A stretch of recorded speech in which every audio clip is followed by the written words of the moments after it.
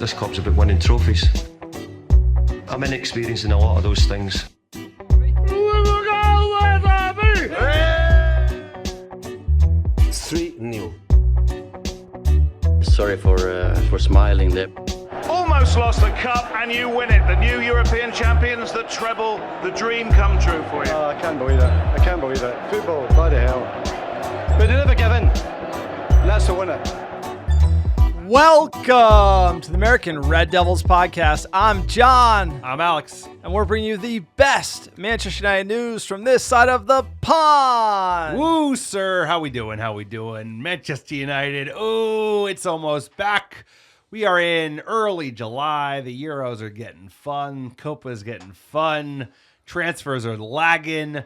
And we've got preseason starting right around the corner. The boys are due back, at least some of the boys, the ones who haven't been playing internationally, are due back Monday. We're reporting the pod on Saturday.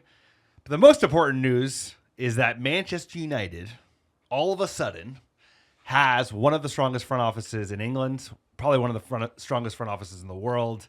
And 6-9 months ago, we probably had the worst front office in England. So Dan Ashworth is in the building. He started his job in earnest on July 1st. We've got all the paperwork done with Bonesaw FC. The Saudis let him go. The best thing is we got their next choice. Former technical director out of Chelsea. We also nabbed him too. He's going to be head of recruitment at Manchester United. So not only did we get Dan Ashworth, we got another guy I've never heard of, this German dude who we'll talk about in the news, who's also starting. Omar starts, I think, on Monday as well. So United has a front office. United knows who we need in transfers, and at least the targets. But we got a lot of selling to do. I think that's the big thing where I'm concerned is we got a lot of selling to do. I've seen very little movement, except for Donny Van de Beek is apparently going somewhere for $500K. But either way, how we doing, sir? It's hot in the pod room. How we feeling? Respect, man, respect. Hey, we got to respect Sir Jim. He's delivering. Maybe not as fast as United need. This is a mess. The transfers are a mess. But it starts at the top, and that's where Ratcliffe is starting. You have to have confidence there. He's not coming in panic buying someone, trying to slap the new kid on him and parade him around for money or free sponsorships, sir. He's coming in and getting a big dog, Dan Ashworth. Everybody wants him. Newcastle didn't want to get rid of him, and we got him. That is the best news, music to my ears. He's the one signing this summer we needed, and we got him sooner than I thought. I thought Newcastle would drag this out. I've heard we paid him $2 million. I heard we paid him nothing. I heard we paid him $10 million. Who knows? It's undisclosed. Doesn't matter. Sign on the dotted line. He's ours. And he is going to look at this mess. It starts today. It starts this week. He's going to figure it out, right? I mean, this is where do we go from here? Dan Ashworth. We believe in him. We trust in Sir Jim. That is the way forward for Manchester United. It's going to take time. It's going to take longer this season. This season is going to be full of shitfootball.com. It's coming back. Back in vogue, baby. Oh, Ten Hag got a new contract too, or he got an extension, so that's also happened, sir. So hopefully he doesn't deliver shit football next season, but keep going, sir. It will. Keep going. Lay into him, bro. It's just July 6th. No, it's not again, it's not about the manager. It's about the fact that this team has gaping holes, center back, striker, midfield. Keep Casemiro. Get rid of Casemiro. Most likely we're going to keep him, give him another shot. That's going to be risky. Eriksson, what's going to happen there? There's a lot of different moves, and we just haven't seen a lot of movement because Ashworth hasn't been signed. So most likely what you're going to see is what we saw under the Woodward and the Arnold, right? You're going to see a lot of extensions. You're going to see a lot of boring business, not selling enough, not buying enough. Stop the bleeding. Get Ashworth in, make the assessment, and go from there. So it's going to be boring. The season will probably be similar to last. Hopefully it looks better on the eyes, at least, but I would imagine the results would be similar. We have the same players running it back. Other teams are getting better. United, I can't expect a lot from them, but this process is going to take time. Ashworth works in years. You have to judge Ashworth on like 3 or 4 years, right? Not like half a season, right? What do they say in Dune? Our timetables are measured in centuries, sir. Not quite. I don't have quite that much time. I don't have centuries on my hand, but United fans have to be patient. We have seen, forget last season. Yeah, it was terrible. We've seen a lot of shit. Football, bad decision-making, poor signings, huge contracts over the last 11 years. To the degree that it almost boggles the mind. The amount of money that was pissed away by Ed Woodward, the worst executive probably in the history of soccer, football. Sorry, I've been watching Twitch Cover America. Alexi Lawless. It's just like they are fools. And they're fools, and they made mistake after mistake after mistake and learned nothing from it. So we've got some good team members in. I think so far so good. I think giving Erik Ten Hag like a 1-year extension and not some new deal, you basically just exercise the option on his existing deal. That makes sense. That's reasonable. And like you said, they've got a lot of work to do, but the team is in place today. It is in place today. We've got a director of football. We've got a technical director. We've got like all these positions that we never had filled by real footballing people, and that's what's exciting. So this summer will be underwhelming. This season will be underwhelming, but this is not, we're not day trading Manchester United. We are in here for the long haul. Everyone who's listening to this pod is in for the long haul. And I'm excited about the future because I'm optimistic the next decade will be better than the last decade. That's all I'm hoping for. No, you bring up a great point. But what has officially died is even when Ten Hag came in under Richard Arnold, it was the, hey, let's go buy £80 million flashy new toy and we're going to win the league. Let's buy Casemiro and Varane and win the league. Like, that's gone. Like, this is officially the rebuild. The rebuild that we needed for the last decade is here. And it's here in the form of Dan Ashworth. And you know what we're going to do? We're probably going to do shit deals and wait people out. Because De Ligt, we're not paying top dollar. We're going to say no this summer. Anyone wants to pull one over on Manchester United, that's done. Like, we got a serious guy negotiating, and we'd rather eat crow out of spite over the next 2 years to let everybody know that's not how we operate anymore, and things are changing today. I'm very excited, and I can get behind the manager. I can get behind shitfootball.com because I see where we're going. And guess what? That path is going to be articulated through interviews from Sir Jim. That's going to be backed up by a vision from Dan Ashworth, and then communicated to the fans. And then once that vision is communicated to the fans, then they're going to act upon it, and you're going to see the signings in that direction, and then you're going to see the style of play change, and it's going to take time, but I believe in Jim Ratcliffe. I believe where we are headed as a football team. I couldn't be more excited to watch that shit football this season. Give it to me, sir. 9th place. Let's go. You know what? I'd take 10th as long as the football is slightly better, and we don't have to steal so many wins and get out XG. I'm good on that, but dude, I'm bumps along the road. This will not be a clear path. It will not be a straight line. We're gonna have ups and downs and here's and there's all around. But this is how you get there. This is how you get back to the place where Manchester United belongs to be. Everybody wants to work at Manchester United, like Dan Ashworth, Christophe Vivelli. We'll get into him in a little bit. He was apparently Newcastle's number 1 choice, and guess what?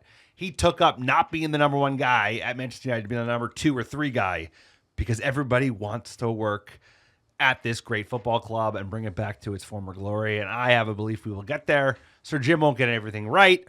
People are going to be pissed about the firings. You're going to get our American perspective, which is less sympathetico. But either way, I'm excited about the future. I'm excited about preseason. We have to clean up the squad a little bit. We got some selling to do, but like, goddamn, watching Kobe Mainoo play football for England is like, he plays for us. He's 19 years old, and he's like outshining Declan Rice. So that's exciting. Garnacho shining for Argentina. Hasn't got enough minutes. Martinez looked good. We've got building bones. We just have to clean up all the Sanchos, all the Anthonys, and we have to get in guys you never heard of. Like De Ligt. I'm actually, he's a name brand. The other guys I ain't never heard of. And you know what? Ugarte sounds good to me. He looked like a dog against the U.S. and shut us down all day. Building bones? I don't even know what I'm saying half the time. Building Bones is a new one that's going up in the rafters here at the American Red Devils podcast. Look, quick PSA for the pod. If you like the American Red Devils and you want to support fan-generated content, we have no sponsorships on the pod.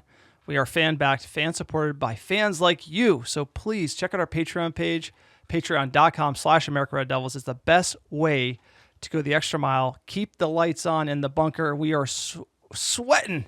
It's hot in Northern California. We got no AC.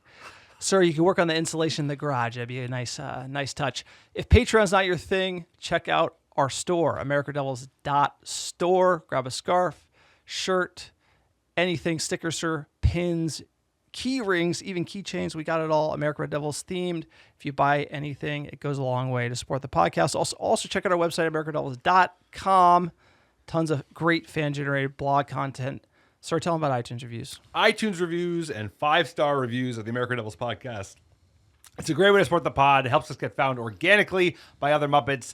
And we're still giving away free merch from now until the end of time. All you have to do Write a 5-star review wherever you listen and send a screenshot of that review to theamericandevils@gmail.com with your mailing address, and I will personally pick, pack, and ship some free ARD gear right to your door. Here's a great review from Jason50. Thankful new Man United fan to find this wonderful podcast. I am recently getting into English football, and this podcast already has me invested in Man United. The American Red Devil podcast is enjoyable to listen to and provides great insight. Can't wait for each new episode. Thank you, Jason. We appreciate all our fans writing 5-star reviews.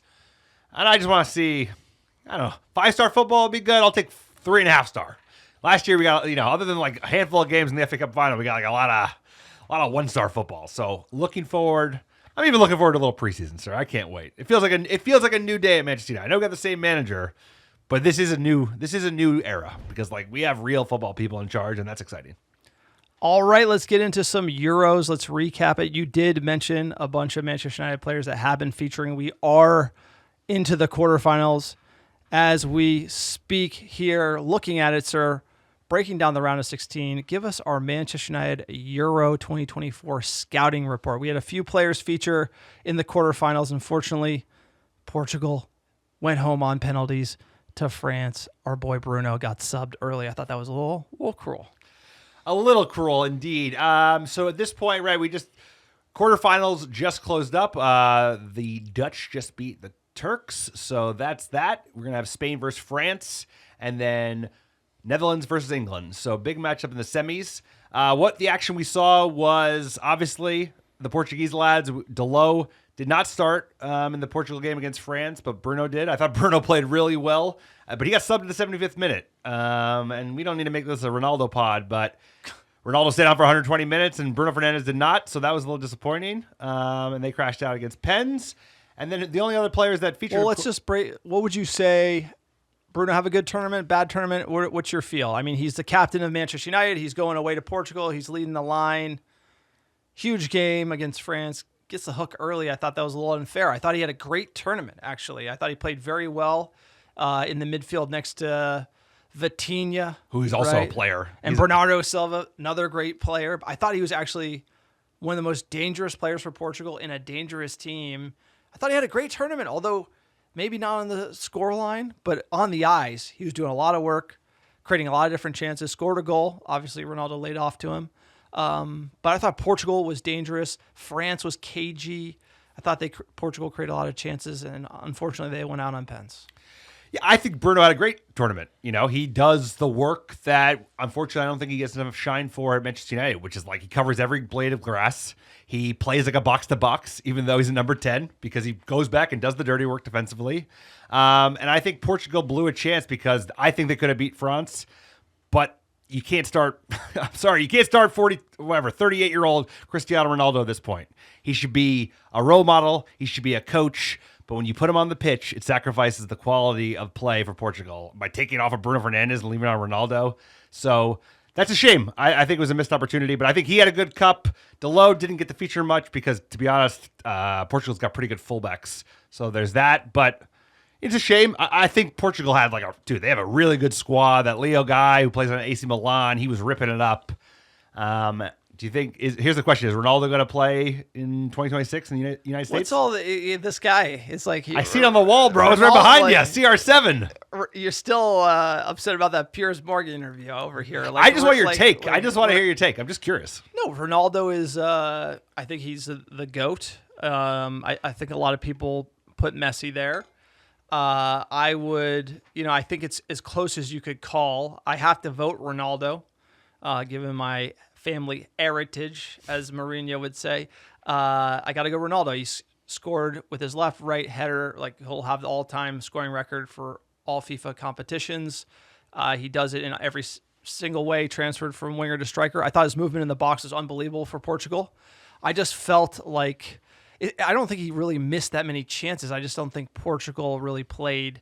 It was a service issue. Obviously, him being selfish with the free kicks, missing the penalty doesn't help his cause. But Messi hasn't been amazing for Argentina. I feel like people aren't killing him as much just because I think the public has much more of a positive view. You have the anti-Ronaldo agenda over here, so you're kind of coming at him a little bit. No, just call. I don't care. I don't care. It wasn't like a horrible tournament. No, he He's was a bad. leader. He was very bad. He I don't scored think so. 0 goals off 3.5 XG. He was yelling for the ball when they were like. So was Bruno. The Iberian Peninsula. I'm not doing the whataboutism. I'm just The saying, passion. like, he did not play well, and I think he's a deterrent to the team playing well. Old. He's like an old legend. And he should not be like- starting. Okay, just like the guy kicked De Gea on the way out of the club. De Gea is a legend. Ronaldo is no legend in Manchester United's eyes, bro. Yeah. He's an older player. It's clearly his last tournament, Massive so ego. he was going to get a lot of playing time. Roberto Martinez probably signed on the dotted line. He would play Ronaldo. That was probably came from the federation, whatever. So he doesn't I don't play care. for I'm not United Portuguese. anymore. You're Portuguese, sir. You got to own that. He doesn't play for United anymore. Moving on to England, Switzerland. England with an underwhelming performance. I feel like they are Manchester United of the tournament. Amazing team, plays horrible, somehow gets through on moments of brilliance. Switzerland, really? I mean, they beat them on penalties, celebrate like they won the competition. I know England has struggled on penalties in the past, but still one of those things. It was a horrible performance. They haven't played well, but Kobe Mainoo played great in this game, and he's looking like a baller in the midfield for England. And this trend keeps continuing. Kobe Mainoo, I mean, what type of price would you put on the kid right now? It has to start with the 2. He's looking like one of the best midfielders in the world, or he has the potential to be that. You love to see this as a Manchester United fan. I'm buzzing. I also like all the England fans like trying to reconcile hating Southgate, terrible football, but moving on to the semifinal. I think that's just generally the most English thing ever. Living on a prayer, dude. I mean, Gareth Southgate is he's lucky to be the job, and to be fair, they got away with him against Slovakia, right? Once again, bailed out by individual brilliance, getting that Jude Bellingham overhead kick at the death to win it. To tie it, and then obviously Kane got the goal.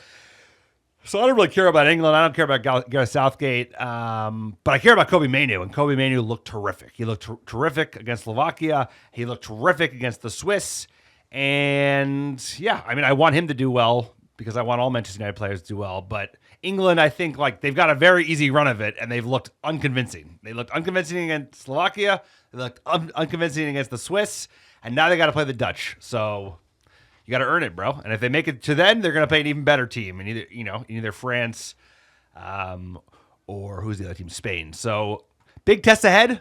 I don't think Gareth Southgate deserves a job, but hey, we're going to talk about Copa America. Speaking of a guy who doesn't deserve the job, there seems to be a lot of that going on.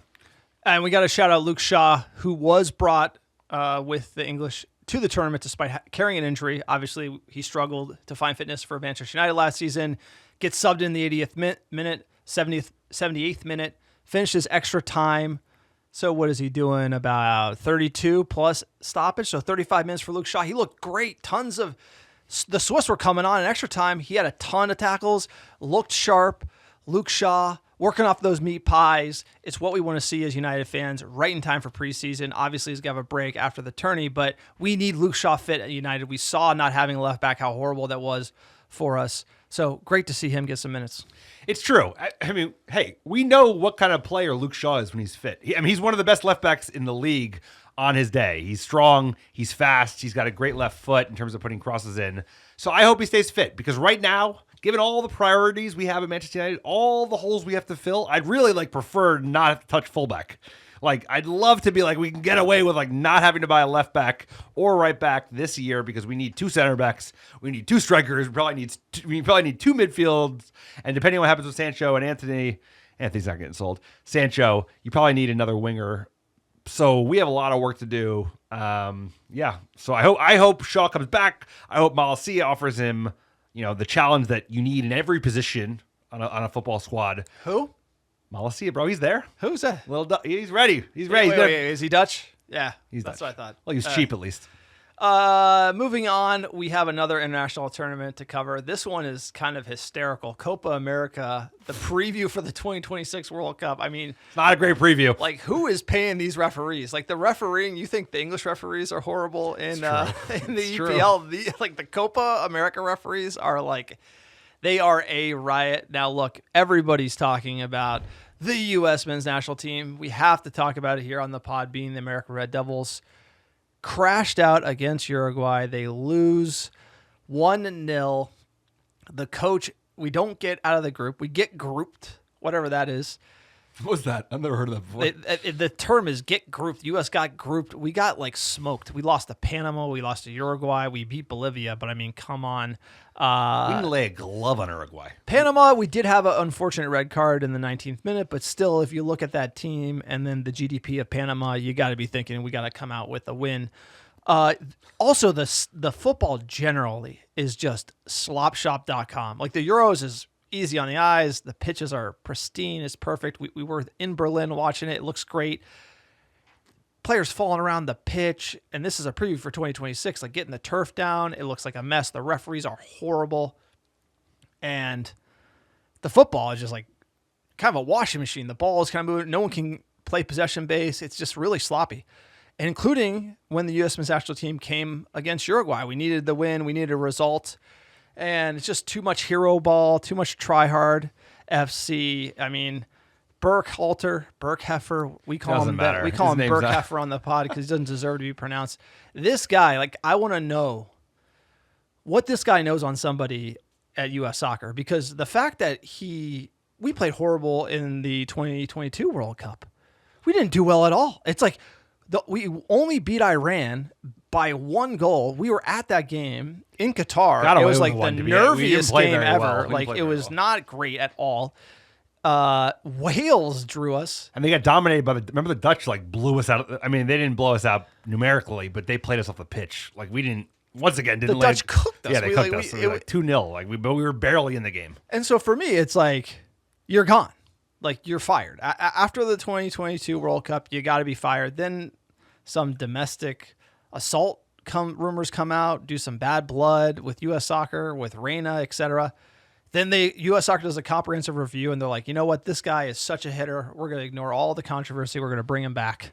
And then what does he do? Absolutely nothing. And you have to remember, we barely qualified for the World Cup in the first place, tying for third on goal difference, qualifying for 2022. So this guy is like literally minimum bar with probably our best team we've ever seen for U.S. Soccer, and they're debating about firing him. They haven't fired him yet. It's unbelievable. How are you feeling, sir? You've done a lot of research into U.S. Soccer, kind of why we're struggling, the themes that cross over with Manchester United. Let me know. Do yourself a favor. Don't do it. Don't dive deep because it'll just make you more frustrated.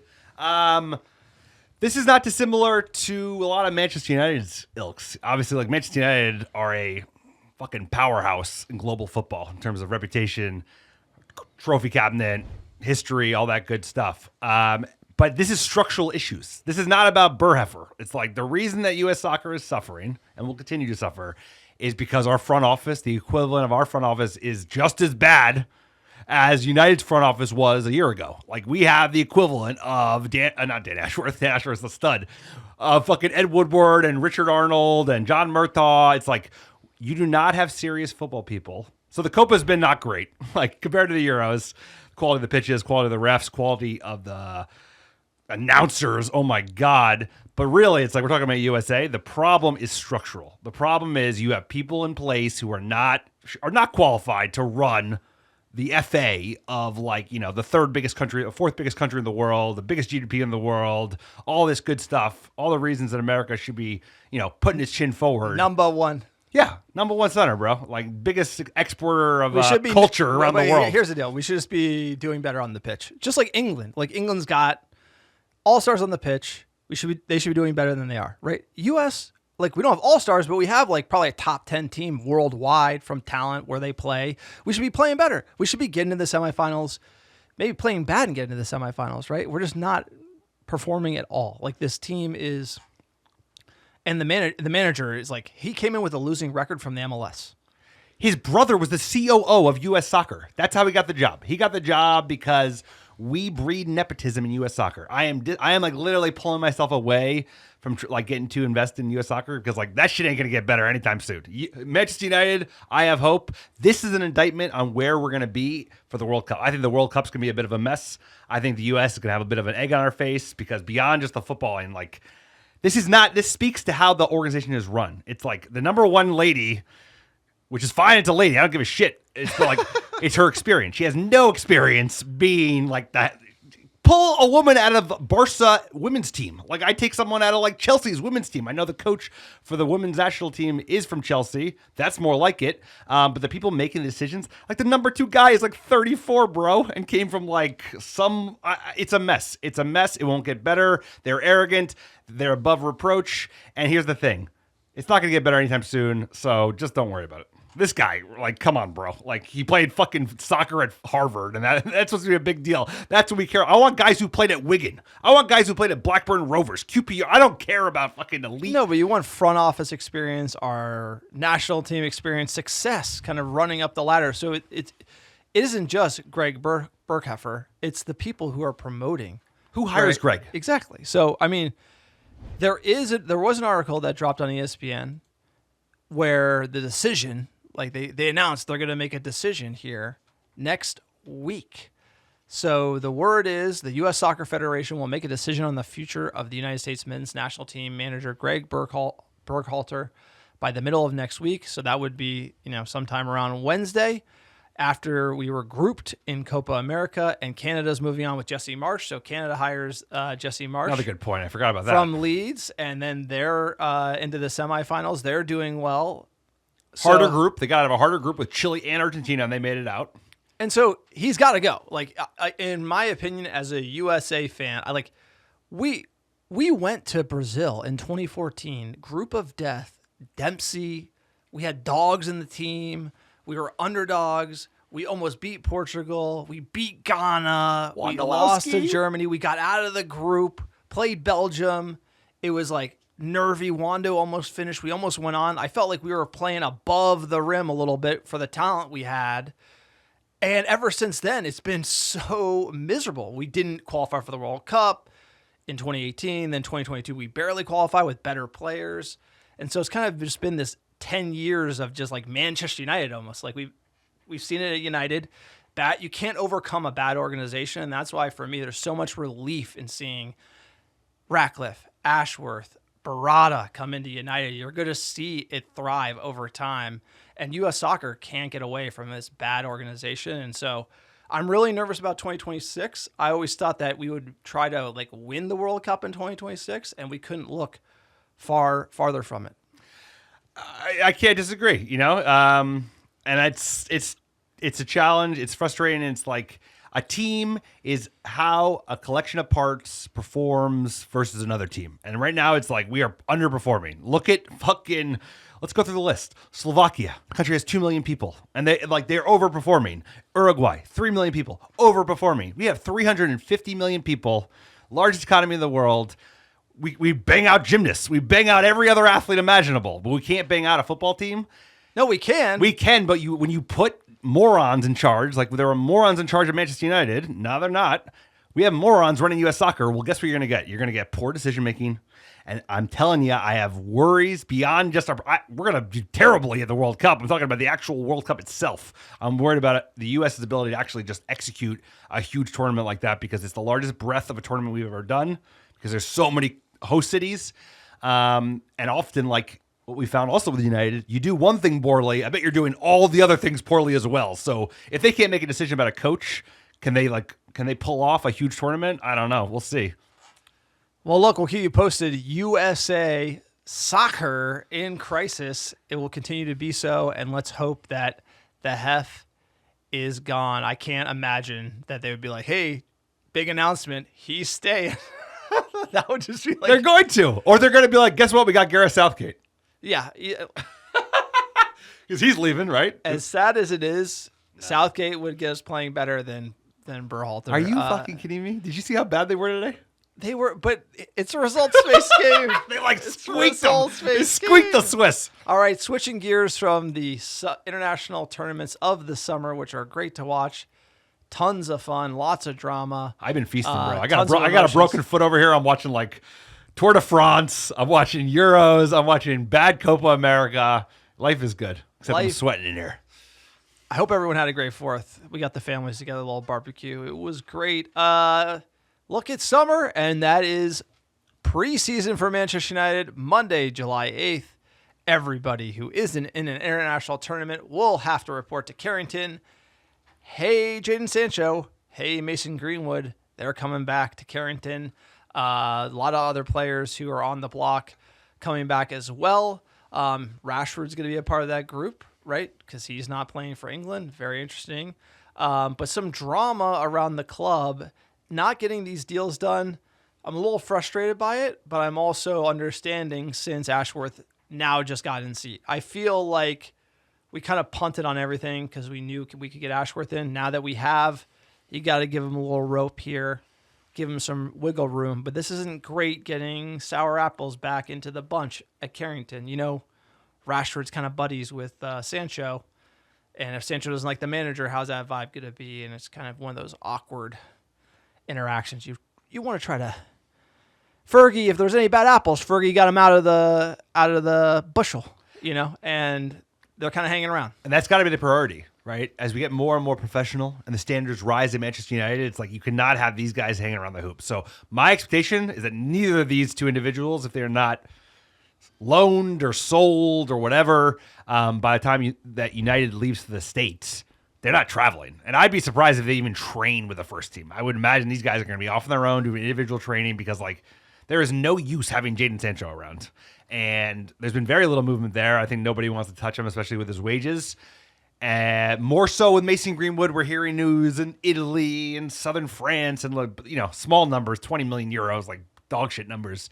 But I think what I'm saying is, like, those guys are not going to be at training, I would imagine, because why would you have them around? Like, why do you want Jadon Sancho, like, bringing the vibe down because it's about to get to work? Now it's like, all right, we got a real team here. Let's fucking get to work. And, like, you don't want him around. No, you don't. And the reason why is we have our first friendly July 15th. So a week from Monday. Players report July 8th. Boom. Rosenborg. Never heard of them, sir. Probably in Sweden or something. Somewhere in Scandinavia. It's a friendly 9 a.m. Pacific time. I mean, who's going to play in that game? It's going to be a bunch of randoms, sir, you know? It's just kind of one of the Larkindle. It's got to be in Scandinavia. No, I mean, who do you got back? We got, like, all the studs played. Like, Højlund played internationally, as did Garnacho, as did Kobe Mainoo. Obviously, Rashford will be back. Maguire will be back. ADBB will be back. So, like, there's pots and pans, right? But there's still a lot of players out. So Eriksen's out, you know, so maybe opportunity for some of the youngsters who are breaking on through, right? Like the guys that hopefully every year we have a new Kobe Mainoo, we have a new Garnacho. In the last 2 years, we've been eating well. Like, we had Garnacho breakthrough, and then we had Kobe breakthrough, and that's just like unbelievable talent and bounty out of your academy. So, like, my hope and prayer is that we get another youngster that breaks through under Ten Hag. That's the one thing he's definitely done well. Maybe at left back, maybe in midfield, maybe at striker. It's like somewhere somebody's ready to break on through. And that's what I'm usually excited to see in preseason. Like you said, preseason doesn't matter. If we play well, we'll play like shit to start the season. If we play like shit, we'll have to play well. But I like to see is the youngsters who get a moment and be like, oh, that kid's got some talent. Usually doesn't translate to much, but that's what I'm looking forward to. What are you looking forward to? No, I mean, you do have the false dons like the Iqbals of the world, and then you have the Kobe Mainoo. So it's kind of hard to see what the manager's thinking, but it's a good time to get these youngsters some minutes. Rosenborg, you hit the nail on the head. Norway, sir, we're going away. I like the kickoff time, 9 a.m., but a Monday, you know, I got a little case of the Mondays, 9 a.m. It's going to be tough. That's first call of the morning, bro. That's a tough watch. And then we're going to play Rangers that Saturday, obviously at Murrayfield Stadium. And then we're coming to the U.S., Arsenal SoFi Stadium, Saturday, July 27th. That will be a big match. Obviously, we cooked Arsenal last preseason. Didn't do as well as they did in the league. So, again, when I did say when we beat them, hey, everybody hold your horses, we're probably not going to be that good. Preseason, take it with a grain of salt. Look for the breakthrough stars. But then we got Betis, July 31st.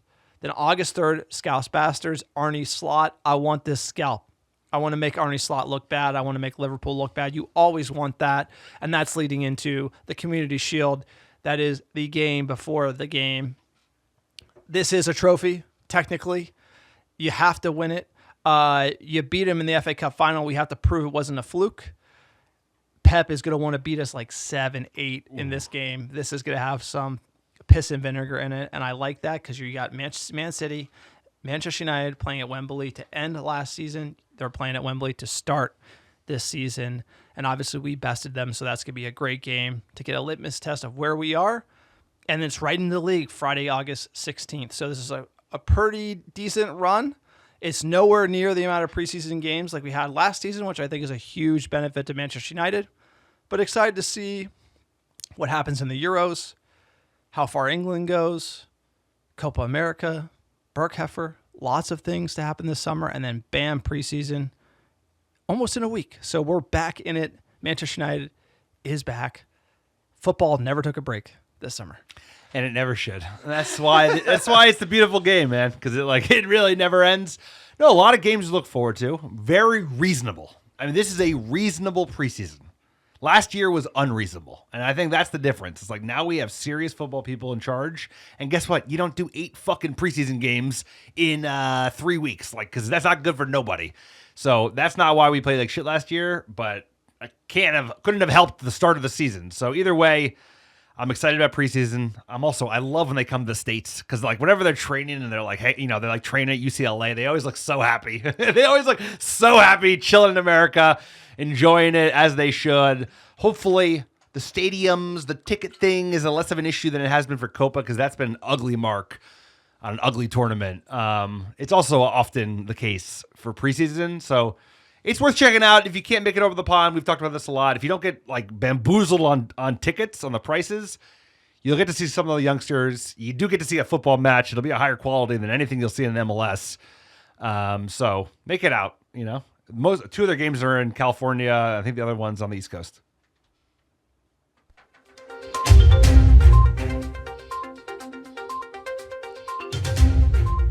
United in the news, sir. We have some news we have to break down. Erik Ten Hag, contract extended until 2026. Ineos went for the option, so not a big new deal, not like a 5-year blockbuster, but they extend the contract additional 12 months. Both parties have come to the table. They have agreed. I think essentially what Ineos has decided is, hey, we're not going to change too much. We're going to run it back. You won the FA Cup. It wasn't good enough. If you do that again this year, you're gone. But hey, we're adults here. Let's work it out. Erik Ten Hag back at Manchester United. How are you feeling about this contract extension? I think it's exactly what I would have liked. Nothing. You're not giving him too much shine. Didn't really earn it. Kept his job with the FA Cup. That's about it. But the leash is still tight. No, I think this is they walked the tightrope. I mean, they were going to fire him almost certainly if they didn't win the FA Cup. Great FA Cup win, deserved to win. Tactics worked, it all worked. And guess what? He gets to keep his job, and he gets 1 extra year because you can't have the coach hanging on last year of his contract because you just don't need the noise. So just use the existing contract. You don't give him a bunch of extra. You give him 1 extra year, same terms, probably the same buyout clause, same title. He still gets the veto, which I guess makes sense. That's what most of the top managers have. They have the veto, but he's not picking the targets anymore. So this is kind of the best. We should stick with him because the options outside weren't that great, and I think he is getting a fresh start. So if he does poorly this year, there's no excuses. And yeah, roll the dice, bro. It feels like a fresh start for everybody. So give him a fresh start. Give him a very small role, right? Just get the squad playing better and develop the players, and let's play some good football. And if you do that, you'll be in a good place. So this makes sense. This was a good middle ground. I'm happy with this. No, I think they landed the plane. I think we're going to run it back and see how it goes. I just think Ten Hag's got to live with the team that he purchased for that £400 million. And there's just not a lot of cash in the coffers to sort of fix those issues. So it's going to be kind of good and cheap around the edges and see what you can do. But I think the number one thing that Ineos, Ashworth, and the American Red Devils are looking for is no more shit football. No more wide open midfield. No more conceding 20 shots to Burnley at home. We need to be on the ball. We got to be brave. We got to dominate possession. We got to take it to the opponent. We might not be able to finish. We might lose games, but we have to be brave. We have to play it out the back. There has to be a repeatable patterns of play. We have to dictate and own the ball at Old Trafford. the way we played last year is atrocious. It was embarrassing. We're buried that body, but it's got to go, and that has to be from day one. And I think Ten Hag is a drill sergeant. I don't know why it didn't happen. Nobody knows why. I think it was a little survival at times, and the minute he changed it, boom, Newcastle game turned it around, beats it in the NFA Cup, and I hope to see that Bruno False 9 working again this season. So as long as the manager changes it, I think we're good. I don't like the veto still hanging over his head. A little bit of mashed potatoes last year. Like, remember, he was throwing a little mud, like, oh, I didn't pick these players. I didn't, there was a lot of jockeying. Like, when somebody is on the block, their head's like in, ready to go. A lot of pressure. Like, they're kind of coming out from every angle. And I feel like he was doing a lot of spin zoning, a lot of these transfers when, it came out from the Villa goalkeeper, the Argentina keeper, basically said like he was going to go to United, and then Ten Hag vetoed it to get Onana because he had played with him before. So there's a heavy Ajax bias, a heavy Dutch bias that Ten Hag has brought into these signings. And like with Anthony, we have seen them not really perform well. And for him to try to punt on that or say that it wasn't his call, we're getting mixed messages. And so I kind of feel like he didn't really own that part of it and tried to excuse that away. And that's something that's been coming to light lately. But just something to highlight with Ten Hag and that veto right. Obviously, we got Van Nistelrooy coming in, assistant coaches. We're getting more Dutch. We're getting more Dutch players. Let's see how far the Netherlands goes in the Euros, because, Xerxes ain't starting. But it's just kind of one of those things where I worry about United getting too one-sided to one nation or too, the bias to me. It's very clear in the squad and hasn't helped us, and I'm just worried about that veto. I'm less worried about the veto because at the end of the day, somebody else should be picking the players, and hopefully they're good enough to play for this team. I want the excuses to go away. I do give them a little bit of the benefit of the doubt because, I would imagine based on what we've seen, I think Ineos just left them in the dark and just let the press do the talking. And I want no excuses. I want flexibility. When he's shown flexibility, he was successful. First season, he was flexible. He would change things around, and it worked.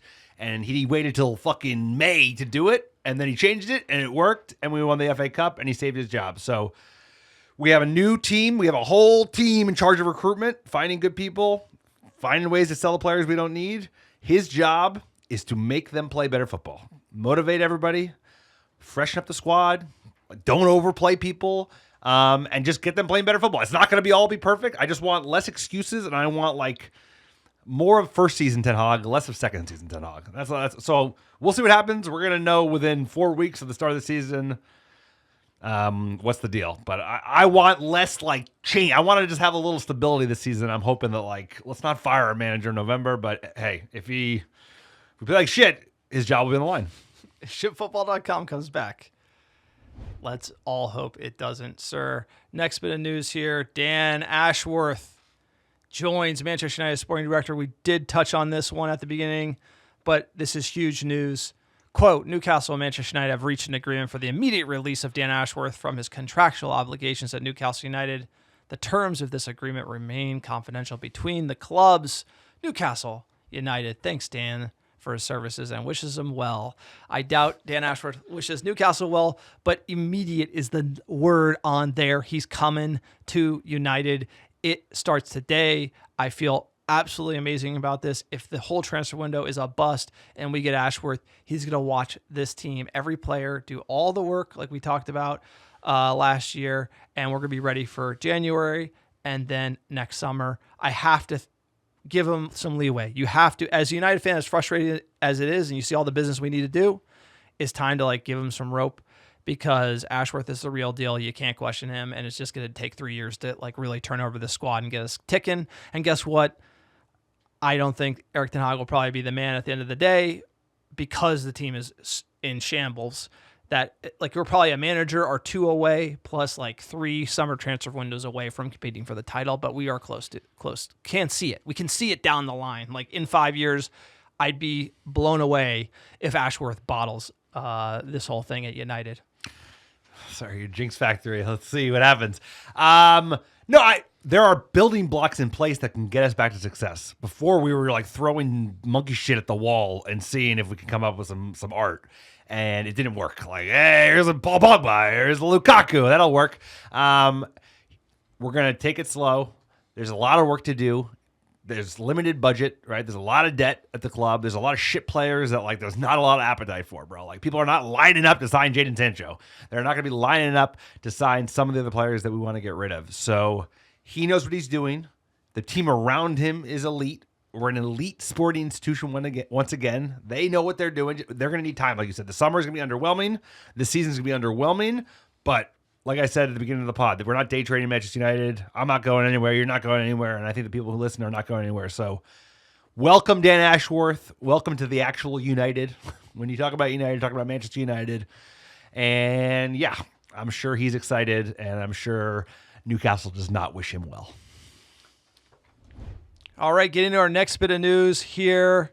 Christoph Vivel talked to us about this appointment for the temporary director of global talent coming in at United, RB Leipzig background, Chelsea technical director coming in to save the day. We're starting on the back foot this summer. He's coming in to help. He's coming to help, and you know what? Like I need reinforcements. Well, I'm not getting, one division back. I'm getting two.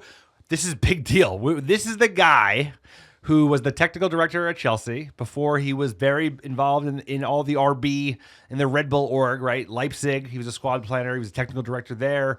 Before he was at Salzburg doing sports coordination and scouting. And he was the guy that Newcastle wanted after Dan Ashworth to be their DOF. They ended up with Paul Mitchell because Christoph is coming to Manchester United to be head of recruiting, head of scouting. So this is super exciting. I like a mix. The same way you talked about, like, we don't want to go too Dutch with a squad. I didn't want to go too English front office. And I think having like a German guy, Omar, he's a French, Moroccan. We got a bunch of English guys. I think I like having different backgrounds, different perspectives, because often, that's how you find like a good balance in terms of building a front office, building a team, building whatever. So this is very, very exciting because the fact that like Sir Jim, he's a sir, is like, oh, I need Omar Barada. Oh, I need Jean-Claude Blanc. Oh, I need Jason Wilcox. Oh, I need Dan Ashworth. And I want this guy. It's like he wants a legit team. We're not getting like a token John Murtaugh. We got a DOF. Oh, we fucking suck. They gave us a DOF finally. It's like, no, I am building an elite front office. And by building an elite front office, you don't just get like table scraps. You don't just get like the bare minimum. You get like you get every position possible, the best people you can find. And we haven't seen that since Fergie was around, right? So this is very exciting. I'm hopeful for the future. We need to be patient. It's going to take a long time. All right, let's talk jersey sponsorship. Snapdragon, $75 million per year. No Champions League clause, sir. You went through this jersey analysis. Give us the high level on the sponsorship with Snapdragon. Snap, crackle, pop. What do you got? $75 million annual sponsorship from Snapdragon, who is a subsidiary of Qualcomm, a California-based chip maker. And the logo, whatever, it's a 5-year agreement. And I love the no Champions League the no Champions League clause, right? So it doesn't drop down if we got knocked out of the top tier of Europe. I don't love the logo. It's not as bad as Chevy. It's a little noisy. I enjoy TeamViewer, even though I still like to brag. I've never seen TeamViewer in the wild, even though it's like apparently a tech company. But this is good. I mean, this just speaks to the inherent value in the Manchester United brand. It's like we have one of the best brands in football. Therefore, it's one of the most valuable brands in football. This, while the team is floundering and not doing well, able to command like top tier prices. It's hard. I was trying to comp it versus like the other versus Barca and Real. And it's kind of difficult because some of their sponsorships are like tied into the stadium or tied into other things, but it's near the top. And that's just a testament to like how valuable Manchester United is. Why Sir Jim Ratcliffe was willing to pay £1.5 billion for 27% of the club. There's very few Manchester Uniteds around. So this is good. This is good. I wish we'd get rid of Adidas, but that's a whole different story. Yeah. So TeamViewer, they were paying £47 million a year. Snapdragon is going to be around 58 million. Obviously, the TeamViewer deal did bump down. We didn't make Champions League, and with this deal, that is no longer the case because why sign that deal when you're not in the Champions League that often? We're Manchester United, it's a 3-year agreement. They have the option to extend 2. But either way, a big deal for Manchester United. As far as the new kit overall, if I had to rate it out of 10, I'm going, this is the home kit. Rating it, I'm going strong 6.2. There's nothing about it that makes me want to purchase it. I did get the kits last year. This one, the collar isn't bad. But again, the Adidas kits, we matching them up with the Nikes at the Euros, for example, there was no comparison. Like I had the Nike Authentic England and Portugal kit. Our buddy got the Authentic Adidas Spain kit. It just looks cheaper. I don't like the material as much. The Nike to me is running the show when it comes to jerseys and kits. These Adidas ones, not too big of a fan. But I guess they didn't mess it up. That's why I'm saying 6.2. What's your rating for the home kit? I don't love it. I don't know. My ratings have gotten blown out. Like if you were to compare it to, when we were really feasting back in the day with Nike 09, 08. Wow, those were some kits. That's like a that was like a perfect kit. That was literally one of the nicest Man United kits ever made. You win the league, you like this is the like kit. a 4, dude. This is a terrible kit. I hate anytime. What is it? What about it is wrong? Let me. What about it is wrong? If I may. I don't like you take a color. And it's like a blend of different shades of that color. Like the red turns into dark red and light red. I just think that looks cheap. It's 2014. I think it looks like shit. I don't like the kit. Adidas, I don't like Adidas. Snapdragon, it's an American company. I give them a little bit. The logo is kind of goofy. Yeah, the fade in. I don't like I don't like the fade in bottom. It's like there's keep enough one fades color. on the pitch. Yeah, exactly. That's good. And Manchester United's got a nice red. It's like you don't need an amalgamation of reds. It's like I'm not a fan. 4. Next article here, United downsizing. Obviously, Ratcliffe coming in, looking to cut 250 of the 1,100 employees. Look, they're trying to generate cash. They're trying to get more efficient. They need to be able to pay down this Glazer debt. That's a huge part of it. You hate to see people lose their jobs at United, but it's a reality of the times of the club needing to trim the fat, start generating cash flow, pay down the debt. So again, no surprise here with a new buyer coming in with Ratcliffe. And then obviously getting into the transfers real quick. Romano Xerxes today, 8 hours ago, United held talks to discuss contract terms, salaries, etc. Ten Hag has spoken to him on the phone several times, and he loves him because, like any Erik Ten Hag signing, he's Dutch. The cuts, if I may... No, they were coming. They're going to do a private equity approach to a certain extent. Well, I guess the Glazers did with all the debt. And they're going to fire people. And we have empathy because we know people who work at Manchester United, and they're good people. But like at the end of the day, Americans are less emotional about firing people than Europeans are because it's kind of the nature of our bit. We have this robust startup culture, and the only way that exists is by you can fire people whatever you want as quickly as you want, and you can't do that in Europe. I've done business in Europe. You've done business in Europe, and they have different labor laws.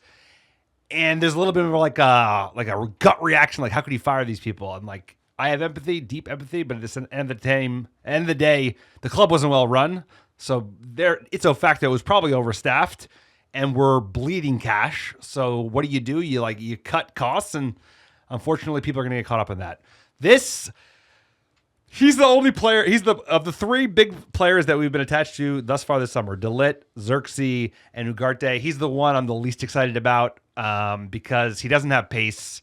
I care less that he's Dutch. He doesn't have pace, and he starts behind Wout Weghorst. No, but there's a lot. He starts behind Wout Dutch, Weghorst. It's like too much Dutch. It's like Dutch player, like Dutch. If he's Ruud van Nistelrooy, I don't care. If it's he's the Jaap 90s Stam. or the 80s, I agree. Like the Dutch were the top of the game. They're not anymore. And then you bring in a Dutch manager. He only wants to sign Dutch players. We saw that movie before. I mean, like it's kind of playing out a little bit here. And then you get really Dutch, and then you got to rebuild the team. And guess what? None of these guys are like worldies. What about French? Like if we were signing like a ton of French players, they got ballers on that team. I wouldn't mind it as much, but like the Dutch league isn't that great. And again, like you said, the pace is an issue. Look at Gapco at Liverpool. He's outstanding for the Netherlands in international tournaments. He's horrid at Liverpool. And this guy's 3 behind him in the depth chart. And I'm just concerned where I thought we dodged a bullet not signing Cody Gapco, who's starting for the Netherlands. And everyone's saying he's having an amazing tournament. Scored 3 goals. Yeah, but for Liverpool, he does not. It's too fast. The game's too fast for him. the game's too fast for him in the EPL. And if it's too fast for Gapco, and this guy's third on the depth chart, it's concerning. I like a veteran striker here more. So, if we get somebody, I'm going to cheer for him, but I'm just a little worried about this type of business. I don't think he's good. I think he's cheap, but I think they're thinking defense on the resale value. Like, what's the lowest you can resell him if he's young? And that's probably what's going through the front office head at the moment. They did pick him. I mean, for what it's worth, our new front office picked this Dutch dude. So maybe he's just like probably been on the list. The best of the. I don't. No, Who's it's a new Don, sir. So now someone else is in charge of picking the players. He gets a veto, but like he doesn't pick the players no more. So clearly, Dan Ashworth or Jason Wilcox. Ashworth has not. No one's come up with this list, sir. You can't do that. This is their list now. He doesn't pick recruitment anymore. He gets a veto, but like someone else picked this Dutch dude, and we'll see how he plays. But I'm more optimistic about Ugarte. I'm more optimistic about De Ligt, and I think, like you said, it's like I think they are protecting their downside. Like they don't want to overpay for like another Anthony that would be impossible to sell. So I'm worried about I'm less worried about the Dutch factor. He plays in Italy. I'm worried that he's not fast, and not having speed in the Premier League is like, how do you do it as a striker? Moving on to De Ligt, £43 million. Erik Ten Hag stepped up his charm offensive to try to get the defender to Old Trafford. Again, another Dutch player, plays for Bayern. De Ligt, I actually like this one. Italy, experience in Italy, experience at Ajax, experience at Bayern. He can do it. He's also playing for the national team. I like this one. You think about our back line struggling last season. You put him in a 2 with Martinez. I think you're going to have a good time. You put him against Maguire, I think you're gonna have a good time. He's a ball playing center back with Onana. I think you're gonna have a good time. I like this one much more than the Xerxes. So we'll keep you posted on De Ligt. And then on the outgoings, real quick, not too much to report.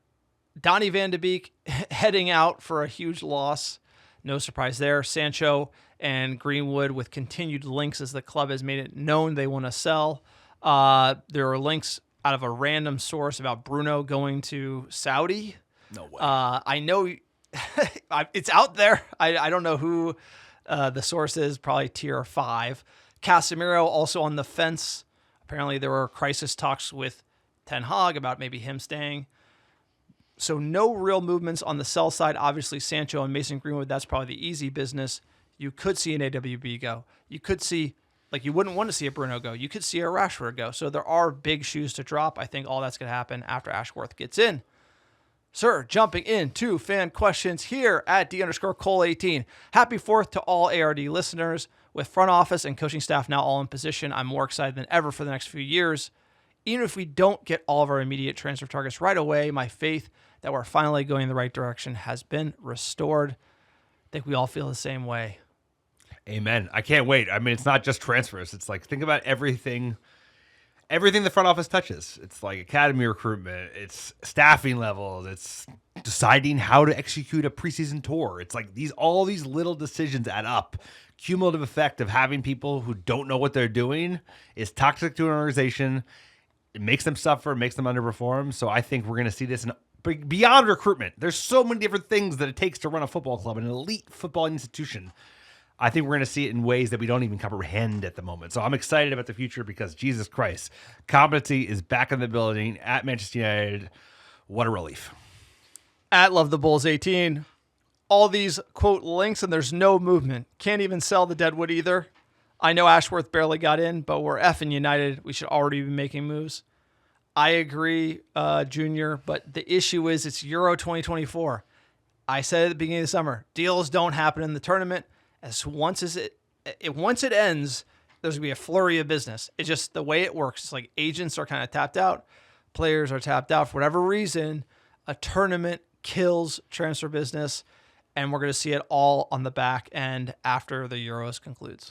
And all 3 players that we're talking about are they're in their competitions, right? Ugarte's playing Brazil today in a couple hours, and the Netherlands just finished up. So De Ligt's not going to move until Netherlands crash out or win. Same with Xerxes and same with Ugarte. So that's another reason. Is like those players are active. They're not doing shit until they're done with the tournament and they head to wherever they head. So I think the movement is understandable given, like you said, the tournament, and also like our front office just showed up this week. Like they're just in seat, really, in earnest. Hurry up this week. It's like, get to work. And also, it's not easy to sell Jadon Sancho on $350,000 a week. You know, that's not like selling. I don't know. I think we might need to eat crow on Greenwood and Sancho. Oh, yeah. Like, we might need to just hold them because people won't pay. Hold It's them? going to be no, because people aren't going to pay us for them. They're not like I think there's a great chance Sancho might not get sold. There's a great chance that Greenwood and Sancho don't get sold. There is like there's like 25% like.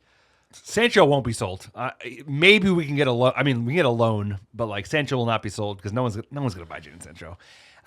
Greenwood will be sold because we're going to demand less and he's on much less wages. If I was United, I would have canceled his contract. I don't. Who, Mason? Yeah, and the whole idea that they're going to hold on to him like a loan and try to make something for him is just definitely very, very bizarre. That's an old Arnold decision. But sir, that's it for the podcast. You want to support the America Red Devils?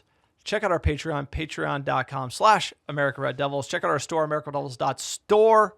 Glazers out scarves, still moving like hotcakes. We still have the Glazers in. We want to get them out.